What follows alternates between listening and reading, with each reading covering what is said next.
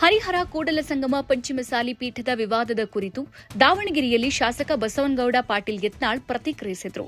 ಪಂಚಮಸಾಲಿಯ ಎರಡೂ ಟ್ರಸ್ಟ್ಗಳಲ್ಲಿ ಮಹಾನ್ ಕಳ್ಳರಿದ್ದಾರೆ.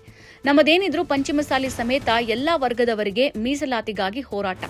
ಹರಿಹರ ಟ್ರಸ್ಟ್ ಸಹ ಕಳ್ಳರ ಗುಂಪು. ಚಂದ್ರಶೇಖರ್ ಪೂಜಾರ್ನಂತಹ ಕಳ್ಳರಿದ್ದಾರೆ. ಇವನೇ ಲೂಟಿಕೋರ, ಸ್ವಾಮಿನೂ ಲೂಟಿಕೋರ. ಇವನೇನ್ ಸಾಚ ಅಲ್ಲ, ನಾನೇ ನಂಬಲ್ಲ, ಇವನ ಕಾಲ್ ಬೀಳಲ್ಲ ಅಂತ ವಚನಾನಂದ ಸ್ವಾಮೀಜಿ ವಿರುದ್ಧ ಶಾಸಕ ಯತ್ನಾಳ್ ಕಿಡಿಕಾರಿದ್ರು. 10 ಕೋಟಿ ಲೂಟಿಯ ಗಂಭೀರ ಆರೋಪ. ಕೂಡಲ ಸಂಗಮ ಪಂಚಮಸಾಲಿ ಟ್ರಸ್ಟ್ನಲ್ಲೂ ಕಳ್ಳರಿದ್ದು ಮಠದ ಆಸ್ತಿ ಸ್ವಂತ ಆಸ್ತಿ ಮಾಡಿದ್ದಾರೆ. ಎರಡೂ ಟ್ರಸ್ಟ್ಗಳನ್ನು ನಾನು ನಂಬೋದಿಲ್ಲ. ಸ್ವಾಮೀಜಿ ಟ್ರಸ್ಟ್ ಎರಡೂ ಸಮಾಜಕ್ಕೆ ಬೇಕಿಲ್ಲ. ಲೂಟಿ ಮಾಡಿದ್ದಾರೆ. ಹರಿಹರ ಪೀಠಕ್ಕೆ ಮೊದಲು ಹೋಗ್ತಾ ಇದೆ. ಎಲ್ಲರೂ ಕಳ್ಳರಿದ್ದಾರೆ ಅಂತ ಹೋಗೋದ್ ಬಿಟ್ಟೆ. ಪಾಪ ಮುಗ್ಧ ಜನಕ್ಕೆ ಇವರು ಕಳ್ಳರು ಅಂತ ಗೊತ್ತಿಲ್ಲ. ಪಿಡಿಒ ಸಹಿ ಫೋರ್ಜರಿ ಮಾಡಿ 10 ಕೋಟಿ ಲೂಟಿ ಮಾಡಿದ್ದಾರೆ ಅಂತ ಬಸವನಗೌಡ ಪಾಟೀಲ್ ಯತ್ನಾಳ್ ಗಂಭೀರ ಆರೋಪ ಮಾಡಿದ್ರು. ಕಾಂಗ್ರೆಸ್ ಬಿಜೆಪಿಯಿಂದ ಹಣ ಸಂಗ್ರಹ ವಿಧಾನಸಭೆಯಲ್ಲಿ ವಿಷಯ ಪ್ರಸ್ತಾಪಿಸಬೇಕು ಅಂದಾಗ ಅದು ಬರದ ಹಾಗೆ ನೋಡ್ಕೊಂಡ್ರು ಅಂತ ಆರೋಪಿಸಿದ ಈ ಶಾಸಕ ಯತ್ನಾಳ್ ಹರಿಹರ ಸ್ವಾಮೀಜಿ ಓಟ್ ಕೊಡಿಸಿರಬಹುದು ಅಂತ ಎಚ್.ಸಿ. ಶಿವಶಂಕರ್ ಬೆನ್ ಹತ್ತಿದ್ದಾನೆ. ಹರಿಹರ ಸ್ವಾಮೀಜಿಯಿಂದ ಒಂದು ಓಟು ಬೀಳಲ್ಲ. ಚುನಾವಣೆ ವೇಳೆ ಬ್ಲಾಕ್ ಮೇಲ್ ಮಾಡಿ ಕಾಂಗ್ರೆಸ್ ಮತ್ತು ಬಿಜೆಪಿ ಬಳಿ ಹಣ ಎತ್ತಿದ್ದಾರೆ. ಟ್ರಸ್ಟ್ನಲ್ಲಿ ಯಾವುದೇ ಪಕ್ಷದ ಸದಸ್ಯತ್ವ ಇರದವರು ಇರಬೇಕು ಅಂತ ಯತ್ನಾಳ್ ಆಗ್ರಹಿಸಿದ್ದಾರೆ.